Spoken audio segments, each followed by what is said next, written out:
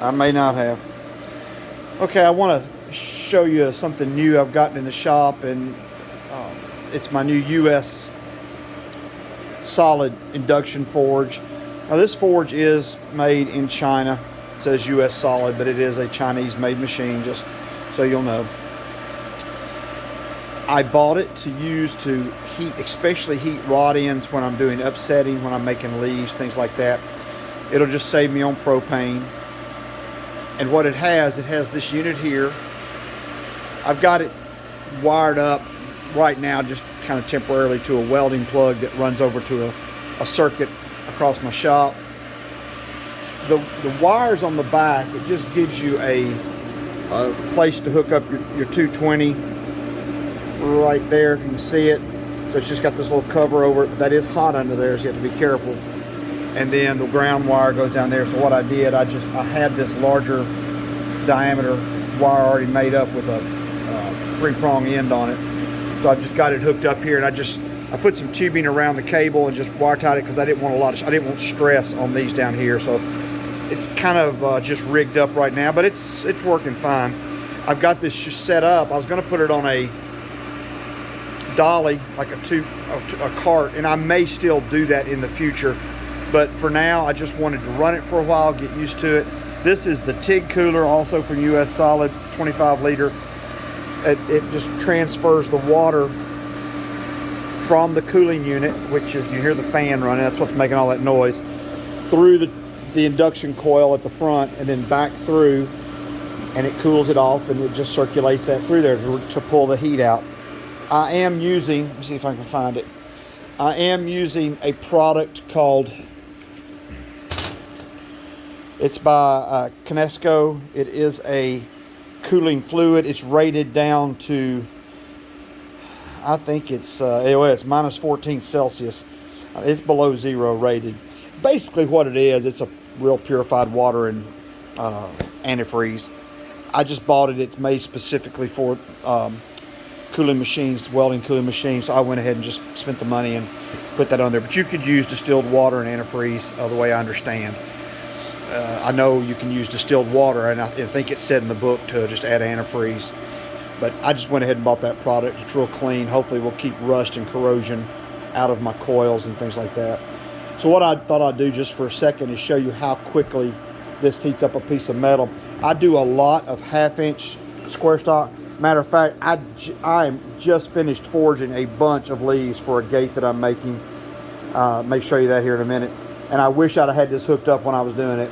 I did put, and I did a video on this already, I did do a new ribbon burner on my forge, and it's been working great. But where this induction forge is going to come in handy is when I just want to do upsets, and I just want to heat up short amounts, at least with this particular coil. And there's other coils I'm going to buy, but this is great if you're just doing upsets. You can just literally hold onto the bar, stick it down in there, and heat it up. So it's got a foot pedal that comes with it, and so Sam's going to help me here a minute and do a little video, and I'll just do a couple of things, show you how it works.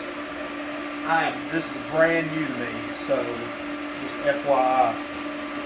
When you put it, and I'm going to set it up.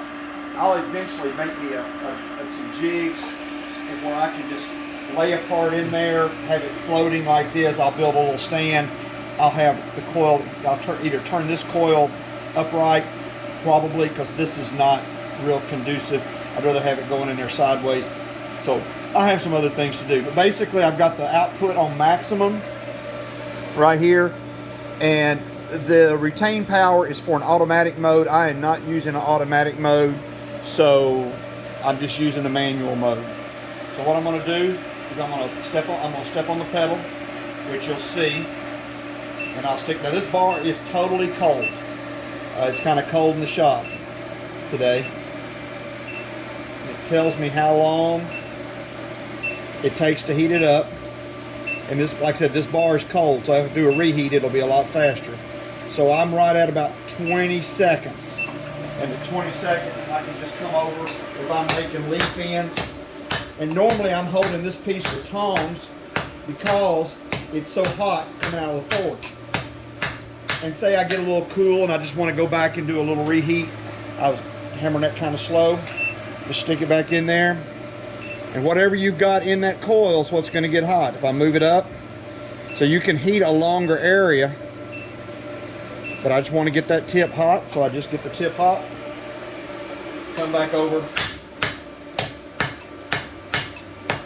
This, I make all of my, I make the majority of my, what I call my generic leaf, all out of 1/2 inch square.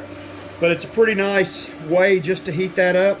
I'll put it back in again and show you. I'll try to heat a little longer area.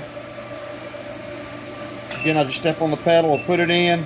You can see how quickly it starts to heat. And I'll just move it down a little bit. We want a 2-inch heat. And you can get bigger coils that will heat longer areas.